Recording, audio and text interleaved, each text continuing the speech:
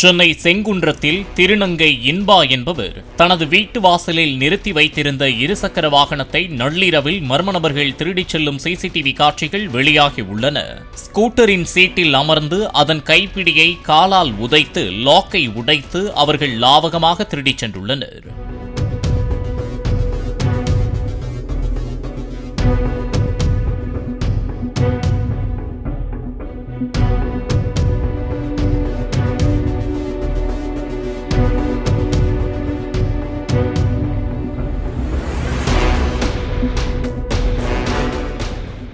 Play store மற்றும் app ஸ்டோரில் இருந்து பாலிமர் செயலியை QR கோடு மூலம் பதிவிறக்கம் செய்யுங்கள். செய்திகளை உடனுக்குடன் பெறுங்கள்.